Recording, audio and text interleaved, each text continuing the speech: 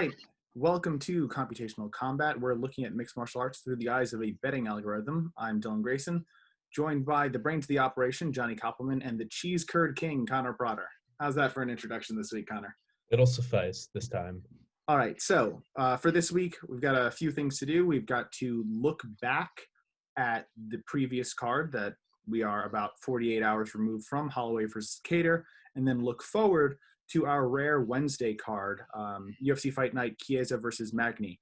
And I say this week, but that's not quite true because of this extra event in the middle. We're getting a double episode either last week or this week, depending on how you frame it. Before we dive into anything, I just want to give a big shout out to both Post Wrestling and the Verdict app because their Discords allowed us to share this podcast last week. You know, we're not doing this for any money. It's not monetized at all. It's just like a hobby thing for us. So it was pretty cool for us to get that out there and get a few extra views and most importantly, some constructive criticism.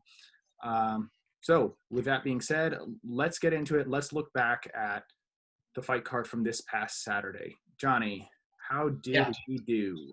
So we did really well, amounting to 50% profit on all bets hypothetically placed. So I'll go through it now. Jacob Kilburn, that bet was a loss if you place that, or if we place that, which again, that was a value play. Vanessa Mello won, and that was a value play, so that was cool to see. David Zawada lost. And that one, I heard people saying, you know, either way, so it was kind of annoying. Justin Tafa lost. That was a value play, but I also thought that was a crazy call anyway. Soriano won. We had him as a heavy favorite. The books had him as a decent underdog, so it was cool to see him dominate and prove out the algorithm. Yep. Joaquin Buckley lost, which was good for us, but sad for me because I like Joaquin Buckley. But yeah. Did we have DeCurico as a value play? Yeah, we had DeCurico as a value play. We had him as a value play, which paid off beautifully. But I was sad because I like Joaquin Buckley. Another value play win was Li Jing Liang. So we came through on that as well. Then Matt Brown lost. I will say that I think it was weird that every judge didn't give him the first round. I think he lost, but I think he dominated the first round. That was a 29-28, no doubt. Yeah, I don't know what the judges were watching. They weren't watching the first round. And then finally, Max Holloway earned himself another son and earned us a win. So that was cool to see as well. Okay, so good to see that the algorithm did well. I do actually want to quickly grab my phone, which is, of course, great podcast etiquette, right? But I do want to look at the Verdict app just because the Brown versus Condit fight, I do agree, definitely Matt Brown won that first round, but I'm wondering if he was actually winning the fight on the Verdict scorecards because I thought that was pretty close. He won the first round on the Verdict scorecards, and then the second and third round he lost, with the second being very he lost by a point on average, and the third round I think even being greater than that. He lost pretty convincingly on Verdict. So the second round was actually unanimous for Condit, and then the third round was pretty close to unanimous for Condit. So, okay, fair enough. The world disagrees with me. That's fine. All right. Did you have Brown winning? I thought he had edged out in the third, but that might just be because he was doing well towards the end of the round, and that biased me.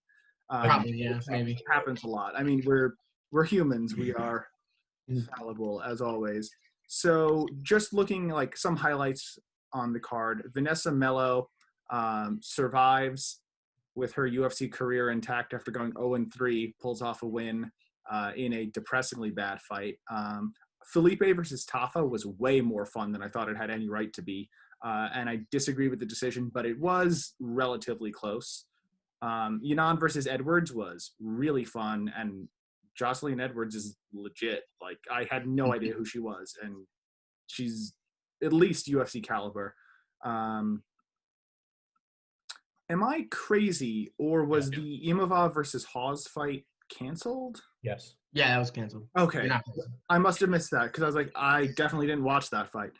Soriano. That was great. That was a performance. I mean, that impressed me. Yeah, two undefeated guys. You know, it's those rare instances where like casual fans will reach out.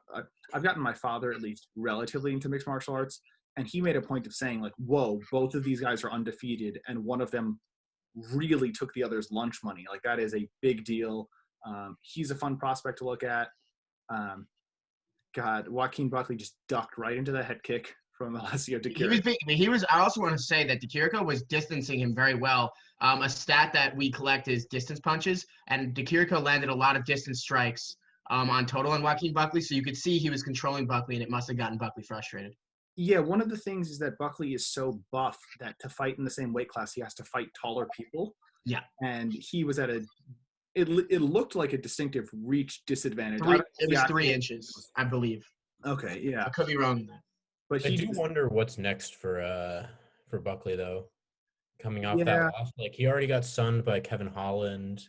That aged well though. Like Kevin Holland's a beast because of the following up knockout, but like No, I'm saying the loss to Kevin Holland doesn't look bad in retrospect because Kevin Holland has looked so good since then. Right, but two UFC losses, both getting just knocked clean out. But 2 UFC wins by knockout. I think he's over nobody's. And yeah, I don't. Also, he was definitely knocked out, but it wasn't as clean as like the Holland knockout was. He got up pretty. He was wobbling, but he got up. Yeah. Regardless, good for Alessio Di Chirico. I don't know if his job was on the line there, but it wasn't looking too great for him. And then Li Jingliang, holy shit! He's an animal. Expecting that. First of all, I thought Ponzinibbio was going to, I thought Ponzinibbio was going to run through him. To be honest, I thought that the size disadvantage would be really strong, but looking at them like in person, it wasn't that crazy, and it really seemed like nothing was happening with the fight. They were relatively even, and then boom, he's dead. Like, that was one of the most out of nowhere knockouts I've seen. He gained a fan of me. I mean, that he's very interesting to watch fight, and I liked how he was very talkative on the mic. I mean, they used a translator, obviously they needed to, but he loved talking. I like that. I'm a talker. So if I may, I think I have 2 opinions about that fight. One, and I'm going to leave it up to people who are better at breaking down fights than I am, but I'm really curious how that would have looked. Like, I'm curious if that was like, Ponzinibbio's just like really like over the hill 2-year layoff with bad injuries, or if that was legitimately Jingliang is just that good. And second, I couldn't root for Santiago Ponzinibbio because he changed his fucking nickname. He used to be Genchi Boa, now he's the Argentine Dagger. Ooh. Yeah, it's not a good nickname, but there's been worse. There was really up there though. That's cringy as like that's like Greg Hardy levels of like, ooh, I'm the Prince of War. Like that's not great. Dude, Sarah Morris on this card's nickname was Cheesecake. Yeah, okay, she looks like one. What's the point? All right. Then the dad fight was way more fun than it had any right to be, if you ask me. That really weird takedown. Like, I don't. Oh, that was sick. That was so cool. Is there a term for that I'm not aware of? I think it's an outside reap. He called it some type of, I forget what he called it. He tried to make it seem basic, but it obviously wasn't. Yeah, I mean certainly it's not a high percentage move. It's the same type of reap that both Zabit and Max Holloway have gone for before. The one where you trap the arm and come through with your leg. But I've seen Zabit do it once, actually, now that you mention it. I think he's done it in at least 3 of his fights. Yeah, I mean, that is just fun to see. And then, okay, so you got to give the cage a round 2 in that fight. The cage took a round off of Brown. Yeah, definitely. That was disgusting. That was, oh my God. I can only imagine how bad that was. All right. Wait, how bad what was? Matt Brown when he took down. Is that what cut his head? Yeah, it was the fence. Yeah. So obviously we have to talk about the main event. I'll try to keep it relatively brief because there are people that are better than us at breaking down fights. But holy shit, Max Holloway. Before this fight, I was like, even if he wins, you can't argue that he deserves another shot at Alexander Volkanovski. And now I want to see him fight Alexander Volkanovski again. Because personally, I think he won the second fight. We discussed this last time. Verdict thinks he won. The worldwide fan base that was scoring that fight thinks he won. You guys both said it as well, right? Mm-hmm. Yeah. And then he took the UFC record, 12 different striking records in that fight he broke. And most of them he already owned from the Ortega fight. Yeah, there was a crazy statistic. I sent it to you, Dylan. I don't think I sent it to you, Johnny, that Max Holloway is now responsible, since he fought Jose Aldo the first time, has been responsible for 1% of all significant strikes thrown within the UFC. I mean, that's absurd. Low. That's That is insane. absolutely insane. The output of him is just incredible. And then obviously the one clip that went particularly viral is him yelling at the announcers that he's the best boxer in the UFC, which was specifically because some people had said that about Calvin Kattar, that his boxing was super crisp. And he's screaming at the announcers, looking at the announcers while dodging punches, circling back around, and then lands some more of his own. I mean, oh, He just landed while doing that, he landed a significant strike right on the nose of right. Kattar. And then he slipped like 4 punches. While not looking. Legitimately, that Max Holloway looked like a world beater. He could have done that for another 5 or 10 rounds without breaking yeah. his sweat. And Yeah, then he was in complete flow. there was a chart being shared on Reddit of all of the different like significant strikes landed versus attempted, or a graph is the better term. It's not like I was a STEM major or anything. A graph is what I mean, and it showed all of the different fights as significant strikes attempted versus landed, and there's just this cloud of dots, and then there's an outlier and then another outlier, and both of them are Max Holloway for the Ortega fight and then this Kattar fight. And I think we have to give Calvin Kattar some credit for not being dead. I mean, how do you survive that? Like, incredible toughness, and he was still swinging, he was still trying, but Jesus Christ. Yeah, I mean, apparently Dana White went over to his corner after the 4th and was talking to his corner saying, like, what are we doing here? This has to end. That's really interesting that Dana He said he was freaking out after, like, in the post-fight conference. He said it was definitely worrying him a little bit. But then after talking to Kattar, before they sent him to the hospital, Kattar seemed all there, and he said he felt better. He felt right. fine. I mean, let's be real. The damage from that is going to manifest in a few decades. Yeah, there's the graph. Beautiful. I mean, look at that. Look at those 2 dots.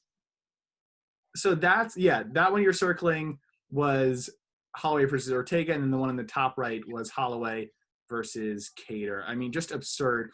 Over 450 significant strikes landed. What was the final number? 445. Yeah. Oh, okay, so just below. And also, I would like to call special attention to Danielle Taylor versus Marina Moroz, I believe from UFC 202, where where one of them threw over 250 punches and landed like 20. yeah, I mean, okay. All right, but I mean, this just goes to show you, like, look at those outliers. It's really absurd. I think that's the best way to visualize it. And he never looked like he was slowing down. And the one thing that changed is that oftentimes Max Holloway starts a little bit slower and works up. And this time he came in, I don't know if it was just a chip on his shoulder or if he was just feeling particularly good that day, but he walked in and from the opening bell was just throwing heat. I mean, this fight was really another example of that classic, there's levels to this shit. Because he sunned him. Like, he made another sun that day. I told you guys. Yeah. I mean, beautiful stuff. All right. So to avoid being a budget Jack Slack podcast, let's go on to actually doing what this podcast is about, predicting the next set of fights with the algorithm. So some of these fights may be slightly out of order because they have shuffled things around between the 3 cards over this week-long span from last Saturday to next Saturday. So what probably won't be the opening fight, but what I have listed as the opening fight, at middleweight, the 13th ranked fighter Omari Akhmedov versus Tom Breeze. So personally, I think Breeze's losses in the UFC have aged pretty well. Brendan Allen and Sean Strickland, both of those guys are legit, but Akhmedov is a really tough wrestler to deal with. I think if Breeze can't knock him out, he'll likely get wrestled. And I'm going to go with Akhmedov there. So, Connor, any opinions? On Omari versus Breeze. Sorry. I was going off Tapology where it's like the number 8 fight. So I was like scrolling around trying to find it. That's probably more accurate than mine, to be honest. Yeah, it does look like they've shifted that up. So they moved it over and it was originally listed as the very first fight on the card, but that's just... Yeah, it's the last prelim now. That makes more sense. sense. I mean, it definitely deserves a prelim headliner slot. I mean, I would like to say that I think that Tom Breeze has the capacity to win a fight like this. Like, back before a bunch of his bad losses and cancellations, I would have said that. But, like, I don't think Tom Breese is the type of fighter that I can trust anymore. The number of times he's pulled out due to just like panic attacks or anxiety, or he's had really bad performances. I don't think he's reliable. I don't trust him to be a prospect and not a bust. I'm going to take Akhmedov. Interesting. I was not aware of any of that history with Tom Brady. Yeah, he's had, I think, at least 2 or 3 fights that have been flat out canceled because literally an hour or two before the event, he's having panic attacks that are severe enough that he can't perform. I mean, it's a serious problem. I mean, GSP talked GSP about dealing with stuff like that. And as much as we can praise GSP for fighting through that, that's not something that everyone can do. So, I mean, hopefully everything's all right with him and he makes it to the fight. Johnny, what do we got? So the algorithm agrees with Connor. It has Omari Akhmedov as a 52% favorite. So it's very close here. And the books have Tom Breeze as the favorite. So it is putting 0.69% or 69 cents to your $100. I also want to add internally, looking at his resume does seem there are definitely some impressive wins on there. I do think that since the fight game is very, very short-term memory. The last thing we remember is the Weidman fight. So and Chris Weidman's not bad by any measure. So I think people think of him as worse than he is. And I think that might add into the books. I think that the Weidman fight doesn't matter here because Chris Weidman out-wrestled Omari Akhmedov, and also yeah, exactly. Chris Weidman's failings have been because his chin isn't there. Right, he gets knocked out. So in a wrestler versus wrestler fight, he was able to beat Akhmedov, but that's not the game plan that Breeze is going to try. Exactly. And I think the books, potentially the public, is very short-term memory. So they see him lose to Chris Weidman, who has a lot of losses recently, and they might count him out from that. All right, so moving on to what is actually probably the opening bout here. Victoria Leonardo versus Manon Fiorot. Pronunciation is way off there, I'm sure. I got nothing on this one, to be honest. I don't know anything about these girls. I don't think the algorithm's going to say anything either. Right? Nope. Right. Okay, UFC debuts for at least one of them. Moving on to French. Her name is French, so I think it's probably pronounced like Manon Fiorot or something like that. Very, very fancy, It's the language of that. All right, so Umar Nurmagomedov versus Sergey Morozov at bantamweight. So Umar, is he Khabib's cousin, brother, unrelated? So he's the brother one. This is like brother because of adoption. I don't think he has biological brothers fighting, does he? They call him cousin brother. Whenever I look this up, they say he's the cousin brother. I don't know what that means. He's definitely Abdul Manap adopted him. Okay. Technically his cousin. Regardless, he trains with Khabib. He's one of those Dagestan guys. Both of these guys are making their debut, I believe. And Umar Nurmagomedov is undefeated. And it's hard to bet against an undefeated fighter, especially with the Nurmagomedov name. Even if he's not blood relative, he trains with those guys. And pretty much everyone from that gym is at least very good. So I'm going to take him over Morozov. Connor? Yeah, I mean, first off, it's pretty easy to bet against undefeated fighters in the UFC. But facing another debutante, right? Yeah, I mean, I don't know. I don't really know a lot about Umar's record besides the hype of just Khabib 2.0. I think, on the one hand, we have seen a lot of people coming out of that gym besides Khabib who are really good, like Islam Makhachev and things like that. Oh, I love Islam. There are an equal number of fighters that come out of that gym and just look bunk. I don't remember, but he was, I think, a middleweight Nurmagomedov who got triangled in the first round in 30 seconds a couple months ago. I think I'll take Nurmagomedov just because hype and because I don't really know his opponent and because he's a little bit bigger. All right. And the algorithm probably says nothing, right? No, but it says nothing, but I'll fill in here. I like Umar. Yep. All right. Nice and simple. Still at bantamweight, Ricky Simon versus Gaetano Pereiro. Not exactly sure how to pronounce that one either. The level of competition is way higher for Ricky Simon. Also, must be said, Ricky Simon lost to Merab Dvalishvili, and I will never get over it. I was there live. That was a bullshit call. Connor, you were there with me. It's a bullshit call. You, me, and those two Georgian dudes behind us were very upset about it. Also, I'm just completely biased. But Ricky Simon has the better strength of schedule here. He's a genuine UFC caliber fighter. Yep. I don't have anything else to say. Like Ricky Simone, his losses in the UFC have been a really embarrassing prospect loss to Uriah Faber for just yeeting himself into an overhand right, which is the one thing that Uriah Faber actually does well besides guillotine.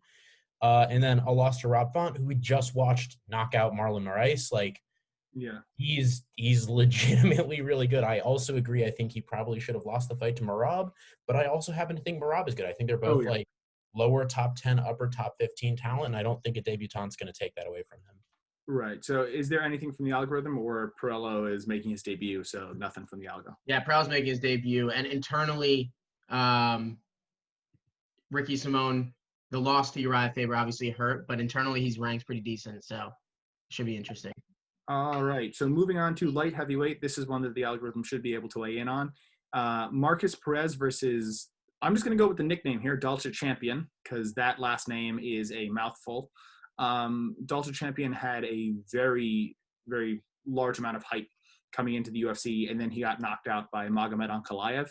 And that loss has also aged very well because Magomed Ankalaev is legit, and he's got serious power, and that front kick was disgusting. Perez is also 2-4 in the UFC. I think Dulce Champion takes it. Connor? Oh yeah, sorry, I forgot I have a role on this show too. No, I'm absolutely in on Dulce Lungiambuglia. Fuck you. Because Gonna dunk on me, fine. I mean, I don't know. I think like there's nothing really wrong with losing to Magomed Ankalaev. Like, I think the biggest thing that's hurt him has been the fact that he lost to Paul Craig. So like people forget about the 4 minutes and 59 seconds of destroying Paul Craig and only remember the tap, which is embarrassing. It happens, but Ankalaev, super legit. I can't take away from Lungiambuglia for that. And also Marcus Perez has not looked good in a long, long time. Like the last fight of his that I remember watching and being like, yeah, he didn't look bad was coincidentally also his last win in 2019. Yeah. So it's been almost 2 years since like he really had a good fight. I mean, he's coincidentally also on a 3-fight losing streak, including getting knocked out in his last. I don't see it. All right, Johnny, what's it say? We got the champion actually living to his namesake with a 59, essentially a 60% winning percentage, putting around 14 cents to your $100 or 0.14% on him, considering the books have him as a pretty similar favorite as well. Sure. I mean, that's, I think, the smallest bet I've ever seen the algorithm throw out. That is the smallest bet I've ever seen in my life. Yeah. What did it throw out, you said? 14 cents to a hypothetical $100 available. Yeah, the book almost has the number equivalent to what we have. Right. So it's almost out of equal value or none.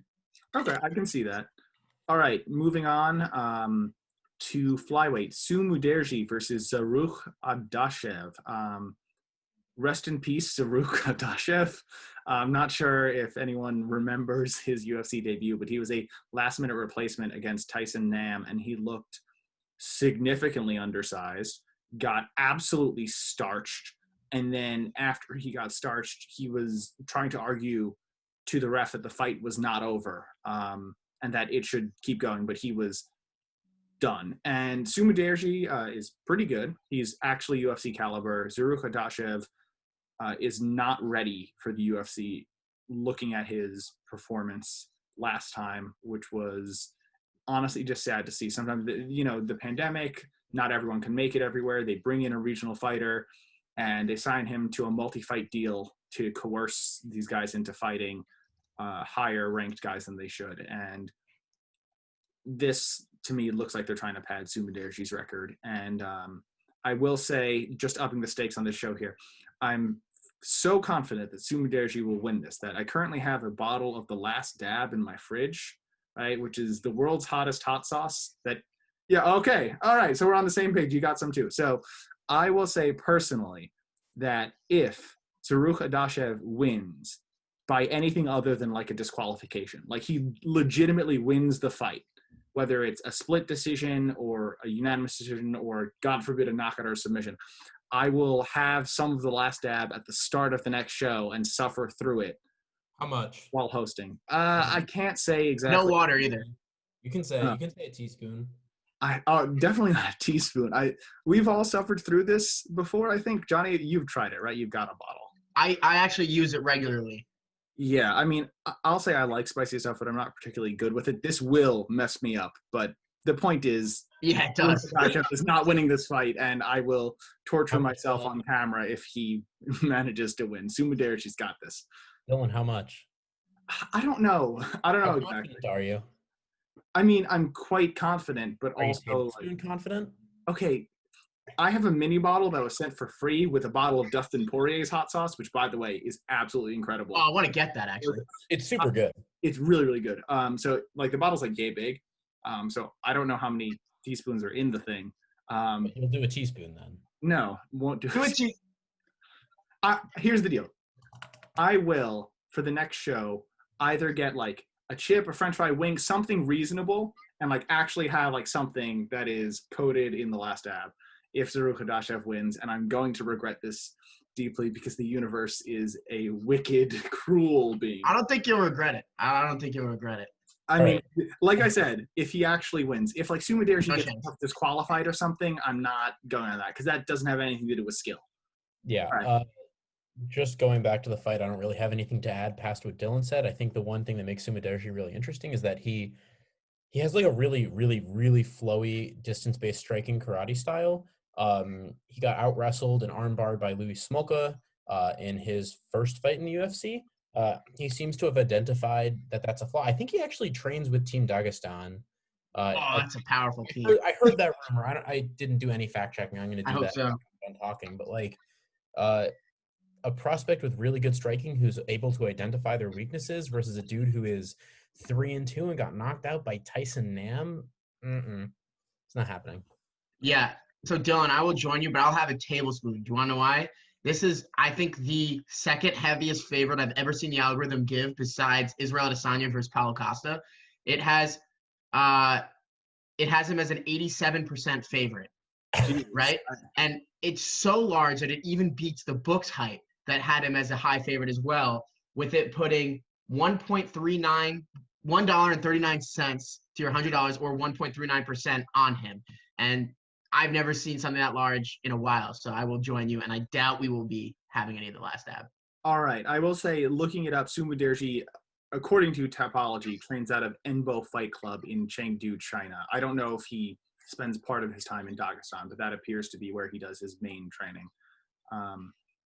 All right. So moving on to the next one. Mike Davis versus Mason Jones. Mike Davis has looked pretty good. Oh, sorry. This is at lightweight, by the way. Mike Davis has looked pretty good. He murdered Gifford. I think that was back in 2019. That was the fight where a lot of people were significantly angry that Gifford's corner did not throw in the towel, and I was inclined to agree.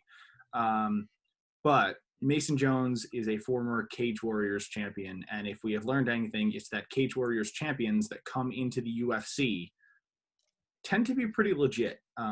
Cage Warriors is a really good promotion as far as these feeder leagues go, and I like Mason Jones here. So I will just point out to you the two most recent Cage Warriors champions to come to the UFC are Reese McKee and Chris Fishgold, and Nathaniel Wood, all of whom lost their most recent bouts. Right, but Nathaniel Wood has looked very good, and his most recent loss was to another very good name. No, Nathaniel Wood's legit. Yeah. I like that dude. Who did Chris Fishgold lose to? He lost to someone He who was lost to Stalling for Time. Didn't he lose to the Danish Olympic wrestler? No, I don't think so. I almost called him Fish Chris Gold. Jesus. He has lost to Calvin Kattar. I remember that one. Okay. Makwan Amirkhani and Jared Gordon. Oh, okay. Well, maybe my words will come back to bite me, but as long as it's not on that last fight, I'll be okay with it. Yeah, I mean, I tend to agree. I think, hey, first off, Mike Davis is finally being saved from the Giga Chikadze match because they tried scheduling that like 2 or 3 or 4 times and it kept falling through. That would have been disgusting for him. He's a powerful striker. He hits hard. If he's given the opportunity to wail away, he wails away, as demonstrated by Thomas Gifford. I don't know if I've actually seen any of Mason Jones' fights, but just based off of some of the names that he's beaten, I don't know if he's actually going to be dishing out the type of damage and cracking through the defense to put away Mike Davis. So I think I'd probably take Davis here. All right. So what does the algorithm say, or does it say nothing because Jones is debuting? Jones is debuting. Right. Okay. So moving on to what is the co-headliner for the prelims. Keep in mind the prelim headliner I put first because I wrote down my notes before they reshuffled the card. So the co-headliner for the prelims, Jerome Rivera versus Francisco Figueiredo.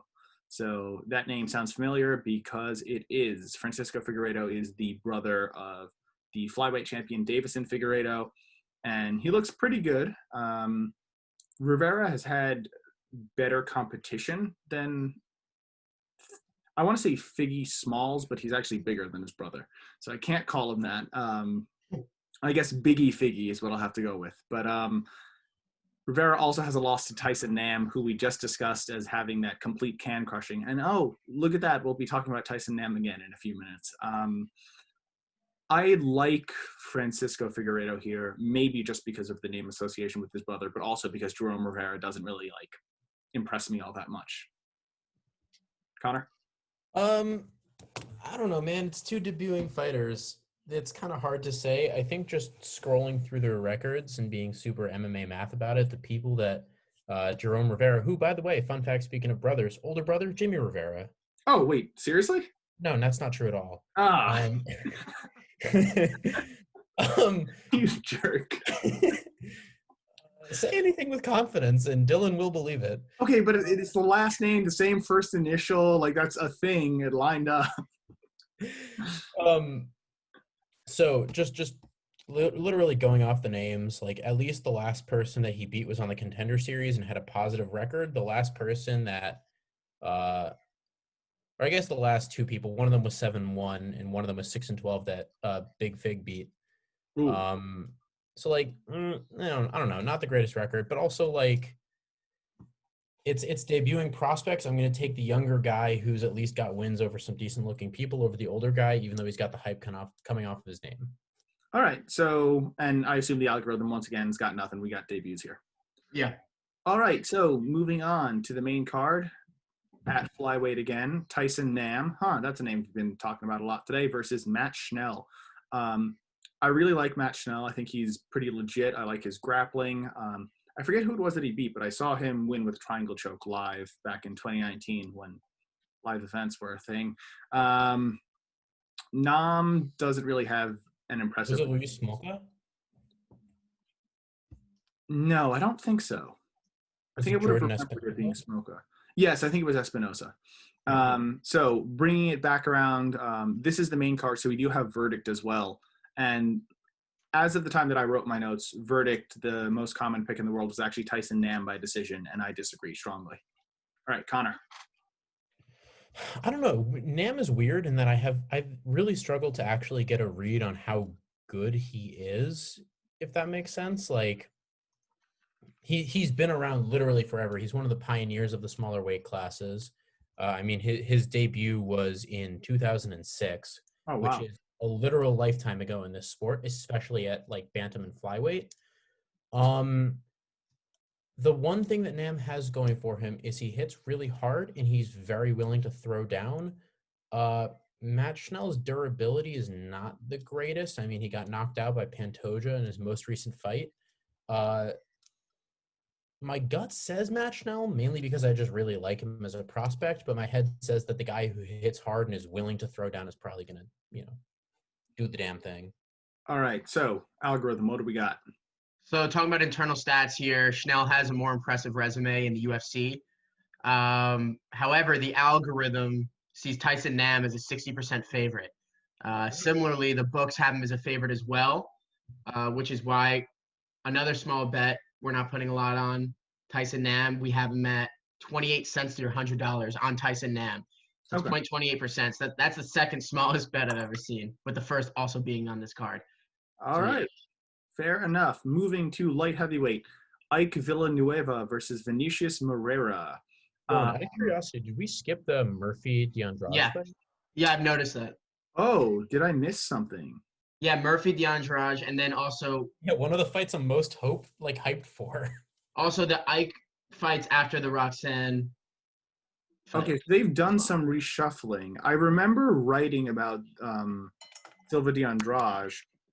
I'm wondering if that got shuffled around. Oh, okay. So I have it out of order. I have it after Villanueva's fight and after Modafferi's, but we can talk about it now. We can just approach it then. I just wanted to make sure that we weren't going to skip it because I'm really excited for that. No, that's fine. Let's try and keep it in order as the UFC currently has it. So this is Okay. what happens when you write your notes a little bit far in advance. You're too prepared. You got to be like us last minute. You know, I have to say, in this sport, it actually is a problem to do things early because fight cancellations and card reshufflings are so common. So, looking at what is next. Okay, so it's actually Murphy versus Douglas Silva de Andrade is actually before the Schnell versus Nam fight, apparently. Yep. So, let's just go into that next. So, that's at featherweight. This is a really fun fight. Murphy is 9-0, and Douglas Silva de Andrade is 26-3. Andrade's most recent losses were to Peter Yan and Rob Font. Both of those are aging very well. Lerone Murphy seems legit, but I don't think he's up to the challenge. Verdict actually has Murphy by decision as the most common pick, and I think that might be recency bias coming off of that big knockout. But I got Douglas Silva de Andrade. Yes. I'm hype as fuck on Lerone Murphy. I love that dude. I remember I picked against him in both of his UFC fights against Zubaira Tukhugov and against Ricardo Ramos. Both times very much impressed me. The knockout against Ricardo Ramos, disgusting. He obliterated him. I feel bad because I love Ricardo Ramos. Yeah. I'm really, really hype on Lerone Murphy as like the future of the division. He's young. He's only 29. He's just coming into his prime. He hits really hard. He clearly has really good boxing fundamentals. Douglas de Silva de Andrade is also really good fighter. Dude is extremely consistent, extremely workmanlike. And you know, I mean, he's got wins over good fighters like Marlon Vera. But I think I'm going to take Lerone Murphy in this one, both because I really like Murphy. I think that his boxing heavy style stylistically is favorable towards Andrade, just like the Peter Yan fight. And because I mean, Jan's getting up there, right? He's 35 now. He's been fighting forever. He got into the stoppage against Yan because he literally just couldn't continue. I don't know. That's my feeling. I like Lerone Murphy. I'm very, very ready to be wrong about this one. I mean, if Murphy wins this one, suddenly that's way more serious. Not that he hasn't had impressive wins, but if he wins this one as well, hype train, get a roll. Johnny. So just going off our internal resume software, currently, so this isn't of their all-time highest. Currently, Lerone Murphy's resume, not the full resume, but how he's doing now is of higher ranking than de Andrade's current ranking, and that could be due to some of. I know his last fight was a win, but that could be due to some of de Andrade's losses. To get into it, though, the algorithm has Lerone Murphy as a 66% favorite. The books actually have Murphy as an even heavier favorite.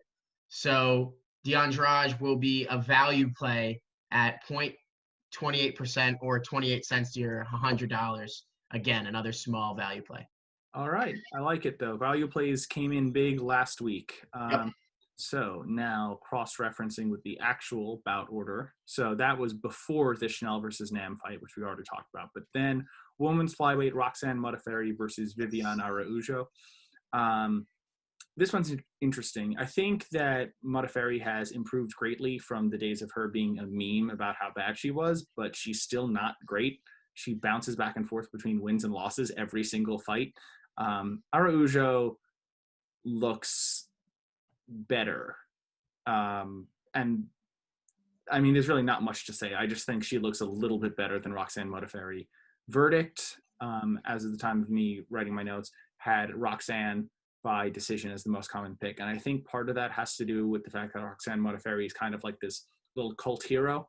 You know, she dresses up as Dragon Ball Z characters for her weigh-in sometimes. Call her a weeb. She's a weeb. Anyway, but that genuinely does get her, like, fans. People like that. People like the idea of a nerdy fighter stepping in and doing well. And I understand why. I think she's very endearing. I like her. I just don't think she wins here. Connor? Yeah.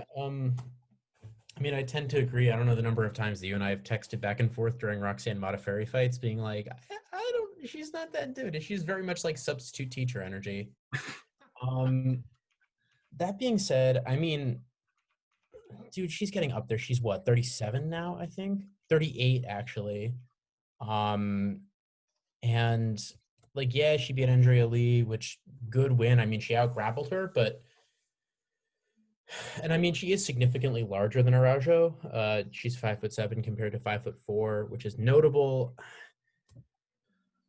I would pick Modafferi, but I'm just not. I don't trust her to ever do well. She always impresses me and does well, and I'm like, okay, fair enough. I understand why that happened, but I would never pick her. So I guess I'd say Araujo until Modafferi once again proves me wrong by being immortal. All right, Johnny. So the algorithm has this as a close fight with Araujo at 52% favorite. Ooh. However, the books have Araujo as a significant favorite with her as minus 320 and Roxanne as and with Roxanne at plus 270. So it's going for a huge value play here because of how close we have it in comparison, throwing $1.39 or 1.39% on Roxanne. I really like this, and I usually there are some picks that stick out against others, and I think this is one of them that I'm excited for. I also like that. I'm not excited for the fight, but I agree with the betting. Yeah. I picked Araujo, but she's not that much of a favorite. That's absurd. I don't know what people are thinking betting like that. All right, so now next is light heavyweight Ike Villanueva versus Vinicius Moreira. Why is this on the main card? That's kind of all I have to say here. Someone needs their first UFC win, and I don't know who it's going to be. I have nothing. Verdict, as of the time of me writing my notes, had Moreira by decision as their most common pick. I don't know. I'm taking Ike Villanueva explicitly because I think I almost called him Vivian Araujo because Vinicius Moreira is like probably, not counting CM Punk, like probably the worst fighter to ever be in the UFC. Like he's not Excuse good. me, Cindy Dandois. Cindy Dandois was an excellent grappler. Okay, fair. Striking was genuinely very good grappler. She just had Roy Jones striking. The issue is that I don't know what Vinicius Moreira is good at. He's so bad. I'm taking Ike Villanueva. That's all I have to say about it. Yes, so the algorithm agrees. It has Ike Villanueva as a 55% favorite. This is weird because usually, not the algorithm, but the verdict thing, because usually verdict, popular opinions follow the book. But this is the second time that verdicts hasn't, because the book also has Villanueva as a favorite. So that's interesting that verdict. Things have changed because I wrote these notes ahead of us recording for the Saturday card. I thought things don't usually shift too much on public opinion like that unless it was closer in the first place. Let me take a look. While you look at that, I will say that there will be there's no value on betting on either party because we have Villanova as a lighter favorite than the book has him, and we have on the other side we have the underdog as a greater underdog than the book has him. So this is one where it avoids placing any investment. Okay, yeah. Verdict still has Moreira by decision as the most common pick, and I see that Connor has put in the opposite. Connor has put in Villanueva by decision, which I get. And the algorithm agrees with him. Yeah. Why? I'm never going to pick Vinicius Moreira. You can't make me do it. Right. I don't. Put him up against. Villanueva is 16-11 though. That is a bad record for a UFC fighter in a men's division. Maybe I would pick Vinicius Moreira versus what's that dude's name? Zarukh Adashev. Like I would consider I don't know. it The 80-pound weight advantage might play in as well there. Yeah, he's just bad. Yeah. No, I get it. All right. The fact that fight is higher up on the card than Douglas Silva de Andrade versus Lerone Murphy also makes me very sad. Moving on to the co-main event, welterweight Warlley Alves versus Munir Lazzez. So Warlley Alves is famous for choking out Colby Covington before Colby Covington became the biggest asshole in the sport. Pretty impressive. Yeah, I mean, sure, but it didn't really strike me as like, oh, he really beat this guy. It struck me as a wrestler made one mistake and got guillotined. And Munir Lazzez has looked very, very good. His debut impressed me greatly. I I thought Alves he's good, but he has some losses to these mid-tier guys. So I'm picking Munir Lazzez. Verdict, the most common pick was Lazzez by decision. Also worth noting that every single most common pick on Verdict for this entire card is a decision. So people expect this one to be a long card. Connor, what do you got? Yeah, I kind of agree. I don't see any reason why Munir Lazzez can't do the exact same type of game plan that James Krause did.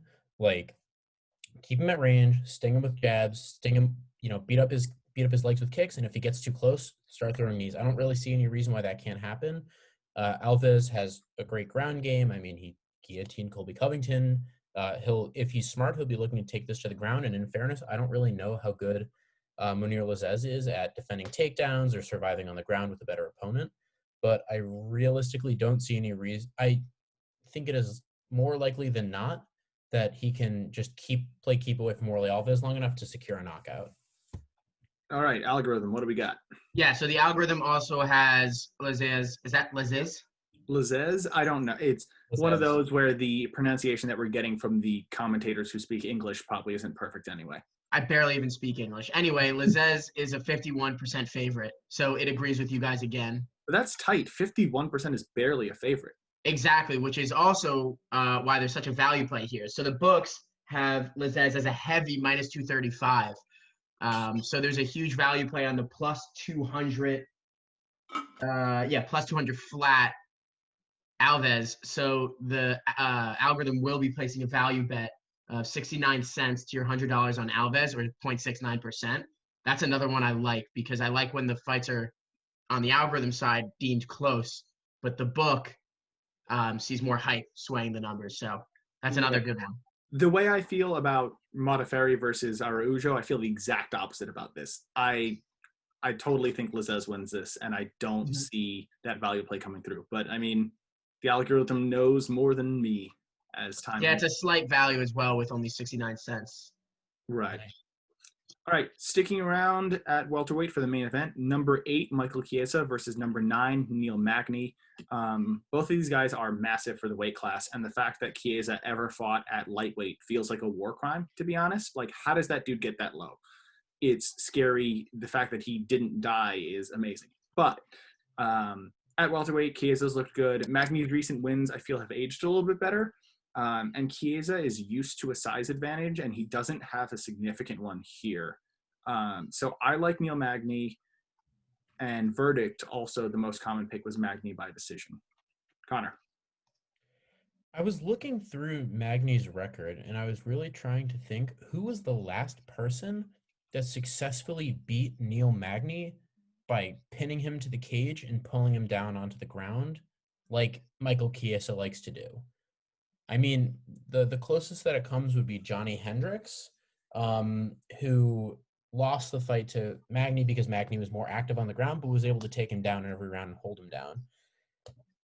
I don't know. I mean, I think Chiesa's just got more going behind him. Like, I don't know. Like, nobody has held down Neil Magny in that way, but also, man, I don't know. This is actually a difficult one for me. I haven't really given it too much thought. My gut says that my head says that the thing that should happen is that Magny is taller, he's longer, he's got good clinch control. He should be able to stifle any attempts to take him down, and as he's proven that he can consistently do. But at the same time, there's some part of my unga bunga caveman brain that just says Chiesa's looked amazing. Chiesa's looked huge at 170. He'll be able to get it done. So I guess I'm going with Magny, but I'm not confident. That was really long-winded. Yeah, so I want to break down the internal stats here. So as far as resume score, obviously Magny's been fighting for longer, but he has the more impressive total resume. However, if you look at their last 3 wins each, because both of them out of their last 3 have been wins, and then before that they had lost. The most impressive out of each of their 3 is Li Jingliang, because obviously, I mean, Neil Magny looked absurdly good against Robbie Lawler. He looked like, I remember watching that thinking Neil Magny was insane, but then also Robbie Lawler hasn't been fighting that well recently. And one of the commentators said it best while watching the Brown Condit fight, that Lawler also will go. He'll set up his takedowns well and not always finish them well, and that might have been what we were seeing against Neil Magny because he couldn't take Magny down. Yeah. So if you're going, but he has the most impressive last 3 wins, I would say, over Chiesa. However, the algorithm has Michael Chiesa as a 66% favorite. With the books having Magny as the favorite, they have Magny as a minus 145, so they have it pretty close. But since we have the underdog that they have as the underdog, since we have him as a favorite in Michael Chiesa, it is throwing $1.39 or 1.39% on Chiesa. I personally think Magny will win, but that's the algorithm. Yeah, I don't mind that at all. So I guess just wrapping things up and bringing things home. Despite it being on a Wednesday, this is another daytime card. The main card is set for 12 p.m., which means the prelims start at 9 a.m. This is all, of course, Eastern time. Sorry, Connor. So that'll be an 8 a.m. opening prelim bout for you, Connor. I have to go to work anyway. It's I fine. know. I'm going to be in class for a lot of it. I'll have a lunch break in the middle. And hopefully, knock on wood, the biggest news of the day is surrounding the UFC, because Wednesday is obviously a big day for the country. So let's just hope, fingers crossed, that UFC is what we can pleasantly talk about after this card ends. And if not, if you are someone that's not working or in class at the time, hopefully you can distract yourself from the real world and enjoy the fights. Or if you are working and you're working from home like me, you could set up another monitor and just have it there. Don't play the sound, don't distract yourself, be a good worker, but you can look over and see some aggressive punches if you're getting bored at work. I feel like having it on a second monitor is the distraction. I mean, it depends on the worker. As far as my boss is concerned, it won't distract me at all, and I will be actually more efficient. I mean, you and me, those ADD boys, we work a little different. But Yeah. I will say this is probably going to be one of those cards where, I'll be in my ethics of veterinary medicine class, which is, important, but not the most engaging. And, we'll get that 10-minute break in between the 2 hours of class, and I'll quickly look through every single finish on r/MMA. This is on Wednesday? This is a Wednesday, 12 p.m. Eastern time card. I'll be shoulder deep in a glove box. Hey, I will say shoulder deep in a glove box is better than shoulder deep in a cow's anus, which is coming my way in a few months. I'm so glad I work on the computer. What a lovely, glamorous industry I am heading into. All right, so that just about wraps things up. Anyone got any last words regarding this card? That wasn't a threat. I hope the champion can win, because a guy nicknamed the champion losing is quite unfortunate. Yes. All right. So that'll wrap us up for today, and we'll see you guys again relatively soon, because obviously UFC 257 is coming up this coming Saturday. So we'll be back.